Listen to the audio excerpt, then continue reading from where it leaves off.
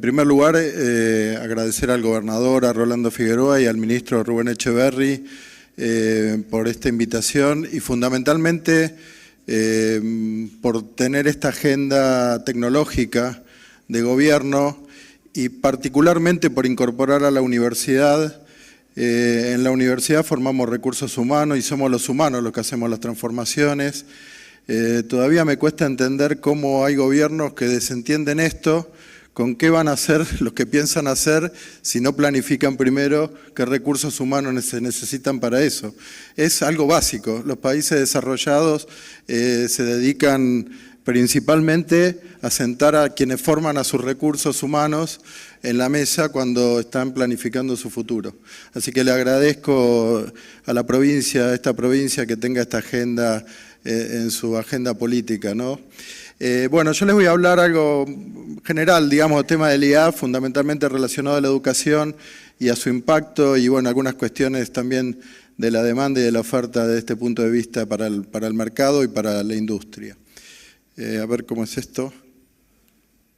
Bueno, la primera cuestión es repasar muy rápidamente el tema de las revoluciones industriales, porque de esto venimos. No escucho mucho hablar de esto, pero todo lo que estamos viviendo hoy empieza en la Segunda Guerra Mundial. Cualquiera ve la inversión que se hizo durante todos esos años para acá y va a entender por qué hoy tenemos un montón de tecnología disponible, ¿no? Lo ven en los documentales, en las historias, pero todo esto está conectado a través del tiempo. Entonces, repasar rápidamente esta cuestión de las revoluciones industriales. La primera revolución fue el tema del agua y el vapor. Las máquinas, era la ingeniería mecánica fundamentalmente la primera revolución. Estuvo casi presente 90 años.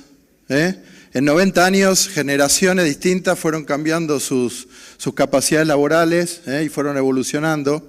La segunda revolución industrial tiene que ver con la electricidad y todo lo que la electricidad provocó en la vida del hombre. No lo voy a contar acá, pero todos se imaginan y lo han visto en algún lugar en la historia. Eso ya duró unos 60 años, esa onda de la segunda revolución industrial. La tercera revolución industrial diría que, ahí dice 69, pero diría que empezó el día que Jocklin tuvo el premio Nobel de Física y logró construir transistores con semiconductores. Eso empezó a cambiar la electrónica y a partir de ahí nace toda una nueva etapa. Había procesadores y había cómputo, pero todo a válvula. Habrán visto alguna imagen de las viejas computadoras que normalmente eran militares y se quemaban las válvulas y iban cambiando. Con eso hacían los cálculos fundamentalmente de tiro. Empieza la tercera revolución industrial con la electrónica. Esa ya duró bastante menos que las otras, diría unos 40 años. Está la Internet ahí, digamos, en el borde, terminando, que no es lo mismo que la web. Las primeras conexiones se llama Internet porque es la red de redes. Los científicos lograban conectar bases de datos y centros, fundamentalmente de investigación y universitarios.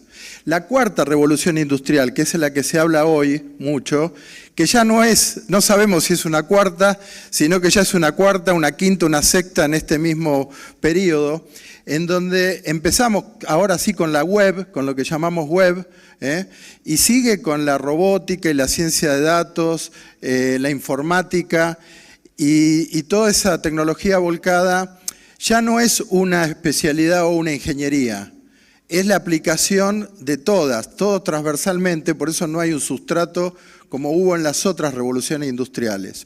Algunas particularidades de esto relacionado a la educación.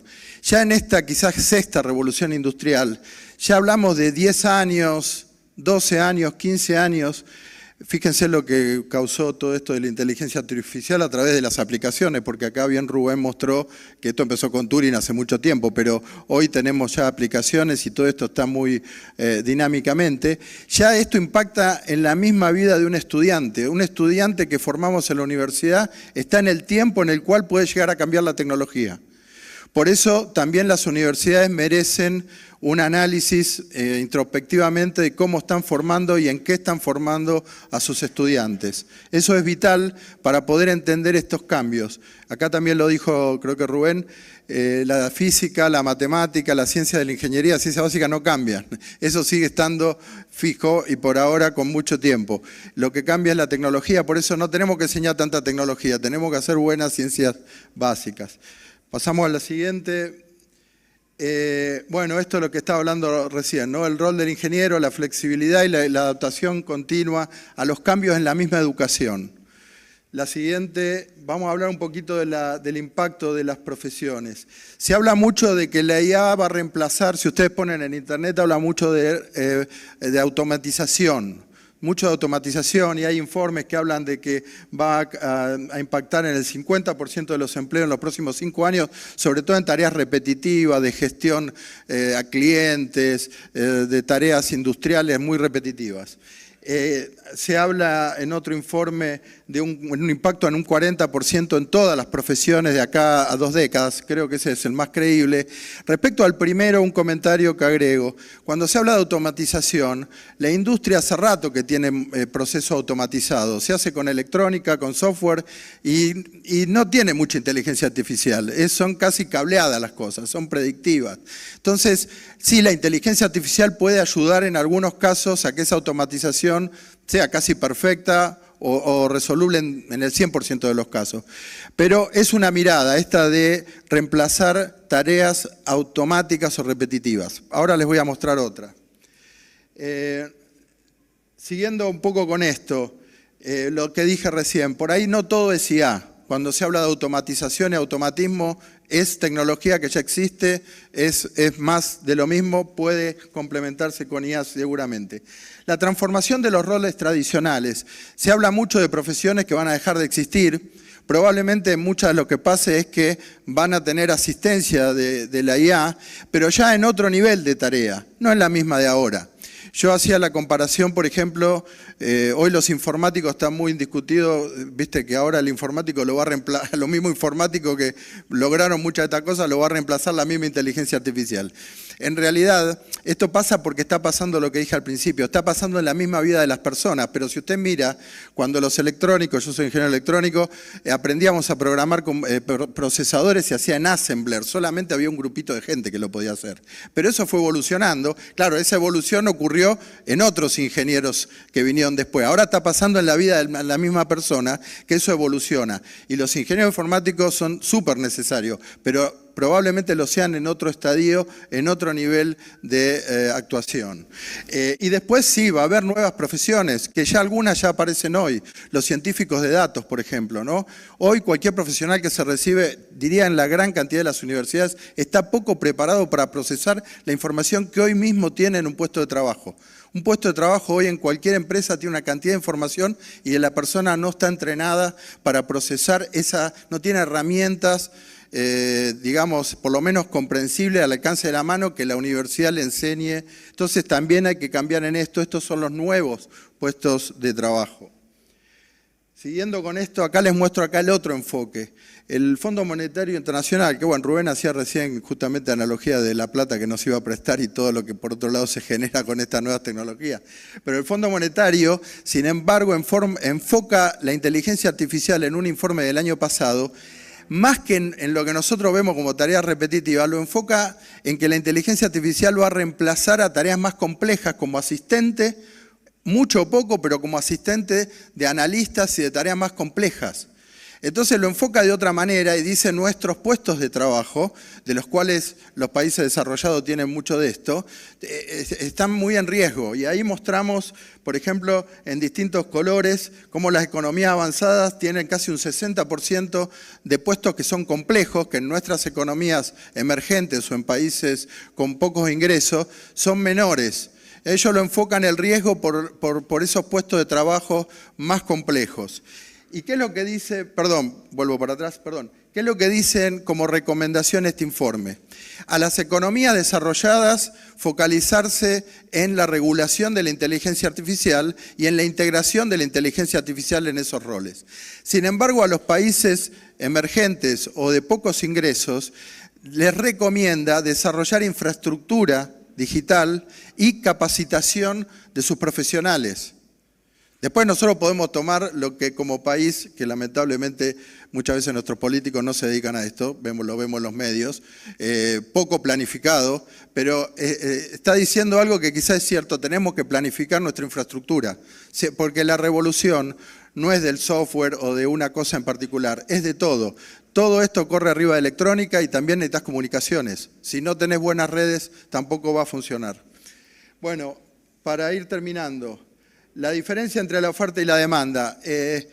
Siempre decimos acá con Juan que no hubo momento en la historia en donde haya tanta diferencia de demanda de tecnología y que la oferta de recursos humanos, que es lo más importante para desarrollarla, está tan distante.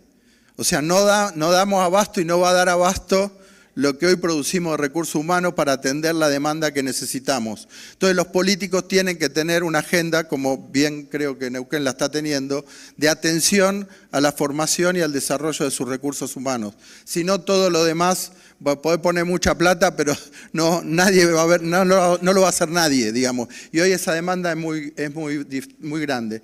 Ahí hay un cuadro que también está en el informe del Fondo Monetario, cómo ubicás a los países en función del desarrollo que tienen de IA o cuánto están preparados para la IA en el eje vertical y en el horizontal, sus empleos de exposición a la IA. O que la IA lo va a reemplazar o que la IA va a ser complementaria de sus tareas. Y vemos cómo claramente se ubican los países de la economía avanzada a la derecha arriba y los países de menores ingresos abajo. Finalmente, la secundaria. Mejorar el conocimiento de ciencias básicas, que parte de esto, mejorar el conocimiento de ciencias básicas, que parte de esto, incrementar la vocación de las mujeres. Tenemos pocas ingenieras, digamos, estudiantes y graduadas, y eso incrementaría las vocaciones.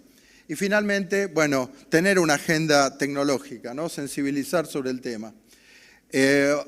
Un aviso solamente de la UBA, y esto aprovechando el contexto, nuestra carrera de petróleo de la UBA en el ranking QS, que es un ranking ya mundialmente reconocido, acaba de ser nombrada la mejor ranqueada de las carreras de Argentina, de todas las universidades en su ranking, obviamente dentro de las carreras de petróleo en el mundo, es la carrera mejor ranqueada de las argentinas.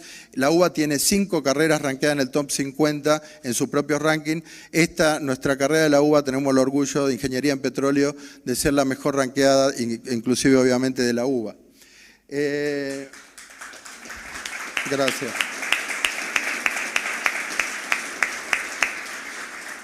Y para aquel que no le gusten los rankings, porque siempre está el que dice, bueno, los rankings están esto, están aquello, lo otro, nuestros estudiantes de Ingeniería en Petróleo, se hace una competencia mundial de ingenieros en petróleo, de estudiantes, también compiten profesionales, porque ustedes saben que nuestras carreras son tan largas que en otros países del mundo nuestros estudiantes cuando se gradúan serían máster, así que compitieron contra profesionales que estaban trabajando.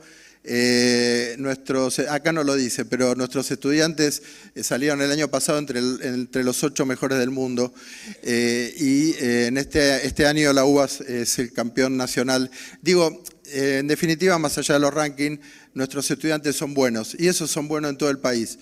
Tienen mucha capacidad, tenemos gente brillante que logra muchas cosas. Después, lamentablemente, el sistema los decepciona o hace que fracasen a veces en sus intentos. Pero cuando van a la universidad generan cosas muy interesantes y son muy motores, tienen motor propio.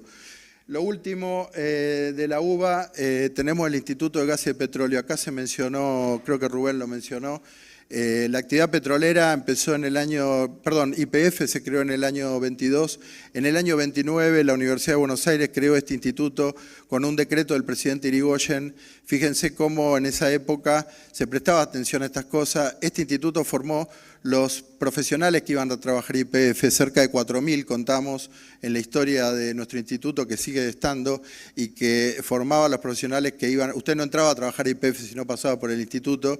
Y el último dato ahí, el primer presidente de YPF fue el general Mosconi, un general pero ingeniero formado en la universidad, personas que dejaban su vida por esa actividad, a diferencia de muchos hoy que le sacan en vez de dar. Entonces, creo que además tenemos que revitalizar la historia. La universidad tiene este instituto disponible. Muchas gracias por la invitación. Felicito a la provincia por tener esta agenda.